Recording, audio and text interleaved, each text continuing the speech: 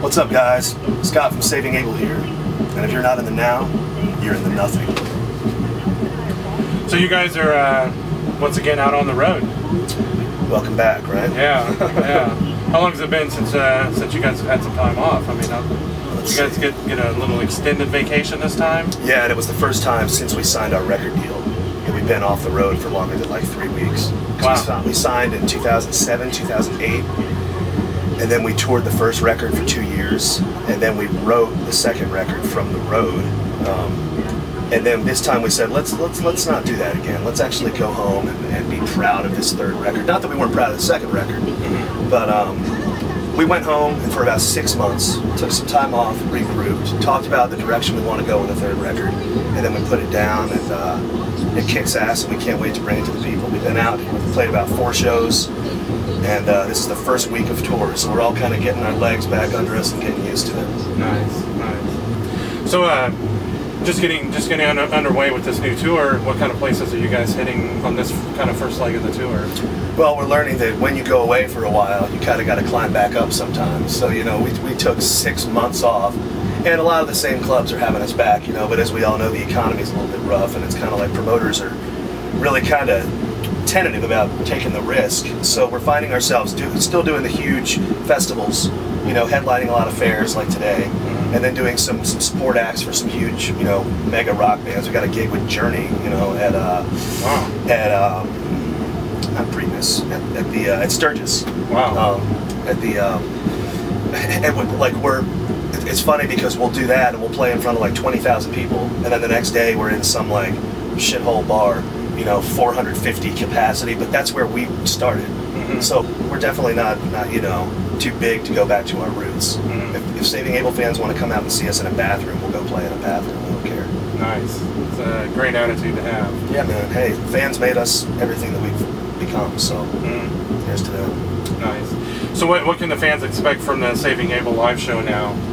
Are you incorporating more of the new stuff, or are you kind of balancing it evenly between new and old? Well, we're a radio rock band. We've had 6 top 5 singles, so we basically have to play those. Yeah. We've you know, threw those in the set. We threw a couple of the rockers. You know, we want our major fan base to see that we still know how to rock, even though we put a few ballads out there. So the heavy songs are still heavy, but we've expanded. I mean, we used a lot of different instrumentation on this record. I played piano on a piano ballad. I played some pedal steel and lap steel. Wow. Nice. And Jason played some banjo. He played some jaw harp. I mean, at one point we were blowing on a jug and hitting it. You know, I mean, it was just like we really got back to those Mississippi roots. And I think you'll see it in the live show. Nice. So would you say recording this record was kind of like maybe going back to the old days and just getting to your roots of Saving Abel? I mean, dude, I live in Memphis, and these boys live in Corinth, Mississippi. So, like, it's not uncommon for us to sit on a porch and, like, drink moonshine and chew hay, you know, and just porch stomping blues. And that's part of, I think that's part of the energy that our fans get about us. You know, like, we love playing these huge venues, and we love getting to play Rockstar every now and again.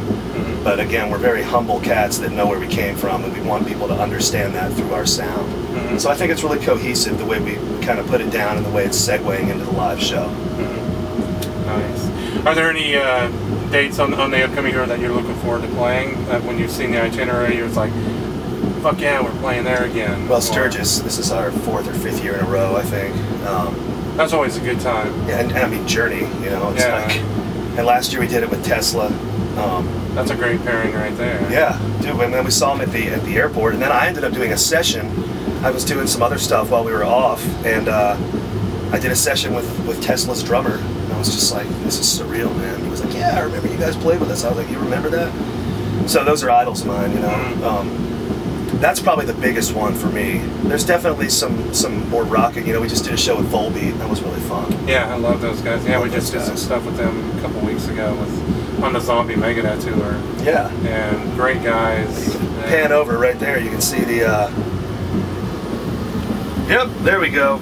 Rock Monkey Ruckus. Nice. That monkey's really scary looking in real life, so don't get any ideas. So did they have someone dressed in a monkey suit? Or did it looked real to me, but I was drinking heavily, but I don't know. I just know that I'm scared of monkeys now for a minute. Nice. So if they invited you back next year, would you go? Absolutely. I mean, was it a good time? It was a good time. I got to get over my monkey phobia, and then we're good to go. Nice. Maybe we could put in a call to Dr. Phil and. Thank you for that. You know, maybe do a Skype call for you. And... I'm just as scared of Dr. Phil, I think. Nice. Let's talk a little bit about the new record.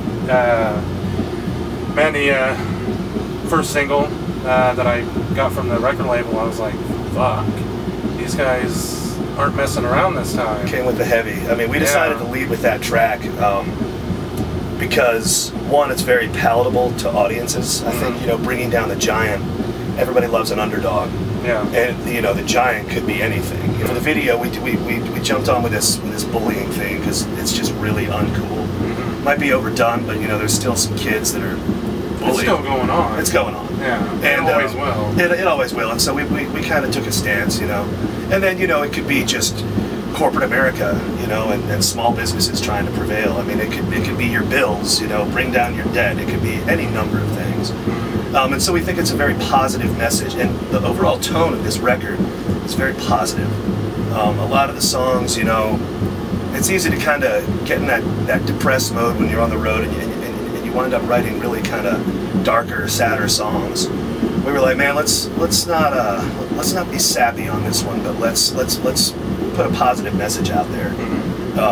So Bringing Down the Giant is a message of hope, and it's basically about bringing down the giant and being the bigger man while doing it, if that makes any sense. Yeah. So be like a humble, cool, good example, you know, and I mean, you know, people could think it's just like some ass-kicking UFC song, and that's cool. I love the UFC, you know, and we love to, I mean, my band loves to fight. We'll just get in fist brawls, you know, but we're not, pause.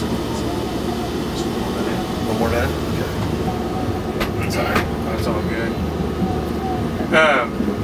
Let's talk just briefly about something I've been talking to bands about recently is all the social network sites that are popping up out there and how they've affected their bands. How do you think the Facebooks and Twitters have affected Saving Abel, and are you guys a part of that personally? We're a part of it. You know, it's like the more you get into this business, the more that technology seems to be taking over the art, I think. So you just have to hip to the times. Technology is always going to be that way with musicians, especially. And it's not just keeping your gear up to date, keeping the, you know, amps up to date and the guitars. Now it's this compute world, and we're all pretty good about it. You know, your Twitters and your Facebooks and your MySpace. This band was discovered on MySpace. That's how our manager found us. Wow. So I mean, if it weren't for those sites, who knows where we'd be? You know, still playing those honky tonks back in Corinth, Mississippi, which there's nothing wrong with. But, you know, we're very happy to be here, and we try to stay up to date on all of it as much as we can. We're also, I was trying to do an anti-illegal downloading campaign with Bringing Down the Giant. Let's bring that down so that we still have careers and we can keep playing music for the people. That's a great idea. That and breast cancer. Oh, yeah. Yeah, man, anything we can do to help you out with your cause there, man, we're more than happy to jump in and help spread the word. Thank you. Definitely. Well, man, gotta think that covered just about everything. Rock and roll. So, as usual, man, thanks again for the interview. You're always welcome. Nice.